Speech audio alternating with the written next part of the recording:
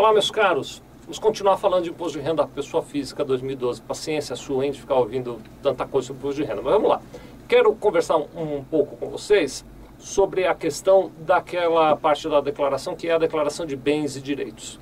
E também tem uma parte que fica junto ali, que é a declaração de dívidas e ônus, né? Então vamos lá, o que acontece? A Receita Federal, ela acompanha uma coisa que eu vou chamar aqui de evolução patrimonial. Essa evolução patrimonial é algo mais ou menos assim. Vamos ver se eu explico. Vou fazer um exemplo bem simplesinho, tenho certeza que você vai conseguir me acompanhar.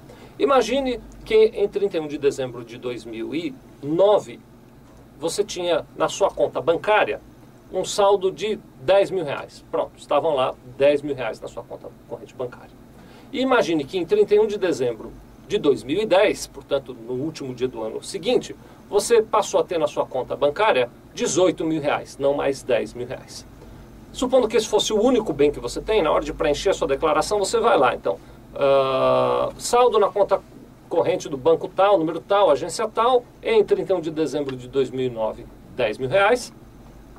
Em 31 de dezembro de 2010, 18 mil reais. Muito bom. Se você olhar esses dois dados, você vai perceber que de um ano para o outro, de 2009 para 2010, o saldo da sua conta bancária cresceu em 8 mil reais, não é isso? 18 para 10, 8 mil reais. Muito bem. Por que a Receita Federal acompanha essa tal da evolução patrimonial? Porque ela vai comparar este crescimento do seu patrimônio com os rendimentos que você está declarando. Em linhas gerais e muito resumidamente, ela vai dizer o seguinte: tá bom, Vicente, você está me dizendo que o teu patrimônio cresceu 8 mil reais, me explica de onde veio esse dinheiro. Cadê o rendimento que você teve e cadê o imposto que você pagou sobre este rendimento? É por isso que ela acompanha essa questão da evolução patrimonial. E aí eu já vou aproveitar para explicar a questão de dívidas. Eu posso, por exemplo, ter pego emprestado no banco 10 mil reais. Então eu coloco lá, meu saldo no banco em 31 de dezembro de 2009 era 10 mil. Em 31 de dezembro de 2010 passou a ser 18, portanto eu tive um aumento patrimonial de 8 mil. E vou lá em dívidas e digo, olha, mas eu peguei 10 mil reais emprestados no banco. Aí a Receita falou, opa, já entendi de onde é que saíram esses 8 mil. Ele pegou 10 mil no banco, gastou 2 e ainda está com 8 guardado desse dinheiro. Então esta é a importância, começando por isso, de você tomar cuidado na hora de preencher esses campos da declaração de bens e direitos e também na declaração de dívidas e ônus, porque algum descuido aí pode representar uma interpretação incorreta. Quer ver um exemplo? Vou te dar um exemplo. Posso complicar um pouquinho a nossa conversa? Então, vou complicar.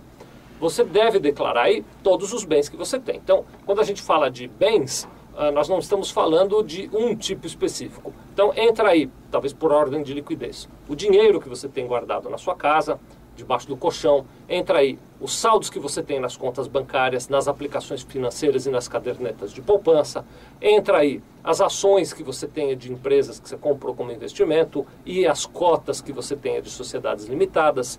Também entram aí os imóveis que você tenha, terrenos, apartamentos, casas, armazéns, qualquer tipo de imóvel que você tenha, e por aí vai, né? Uma série, aeronaves, embarcações, veículos, motocicleta, todos esses bens têm que estar naquela tua lista de bens e direitos.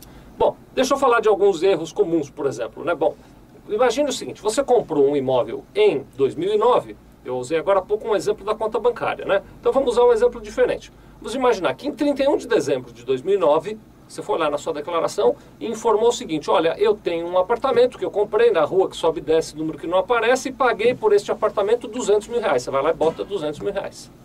Muito bom. Quando você vai preencher a declaração do ano seguinte, 31 de dezembro de 2010, você preenche dizendo, olha, agora o preço desse apartamento é 280 mil reais. Por que você preenche por 280 mil? Não porque você tenha pago mais 80 mil, não é isso, mas é porque você olhou o mercado, os imóveis estão valorizados, você diz, não, agora meu apartamento vale 280 mil reais. Acontece que a Receita Federal não lê desta maneira, porque ela não permite que você altere o valor além do que você pagou, você só pode pôr no preço do bem o valor que foi efetivamente pago. Se você faz isso, se você coloca o bem por 200 no ano e depois valoriza por questões de mercado para 280, a Receita Federal imagina que o teu patrimônio cresceu 80 mil reais e ela quer saber de onde veio esse dinheiro e quanto de imposto você pagou sobre isso. De maneira que você pode ter problemas com malha fina porque preencheu a declaração inadequadamente. Dava para ficar aqui o dia todo falando sobre essa questão, porque tem um monte de errinhos, né? E um monte de complicações.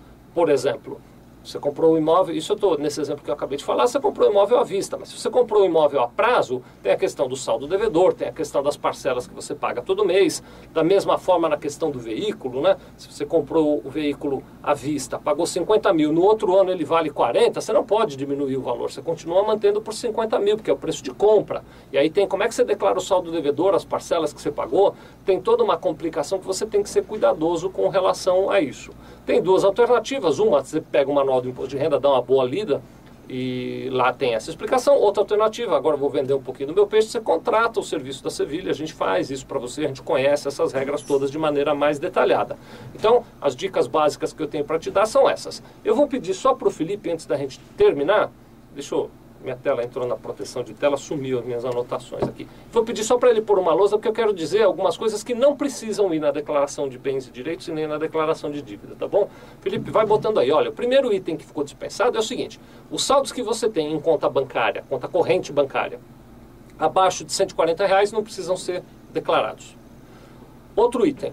Troca aí, Felipe. Os bens móveis, exceto carros, embarcações e aeronaves. Então, se você tem um computador ou se você tem algum outro bem móvel cujo valor esteja abaixo de R$5.000, você também não precisa necessariamente declarar.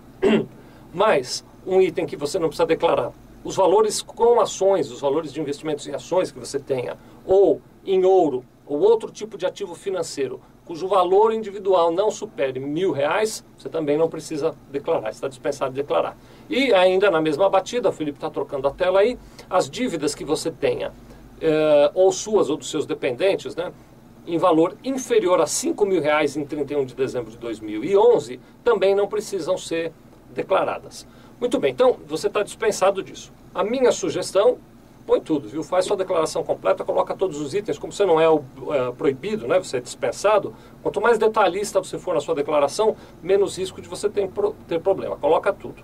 E aproveitando uma coisinha que eu estava esquecendo, antes de eu ir me embora, na declaração de bens e direitos e na declaração de dívidas de ônus reais, você coloca os bens e direitos, as dívidas de ônus reais suas e de todos aqueles que constam na sua declaração como seus dependentes, tá bem? Não pode pôr só as suas não, tem que pôr de todos os dependentes também.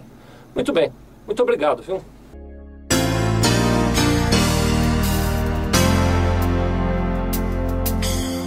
Sevilha Contabilidade. Nós vendemos tranquilidade.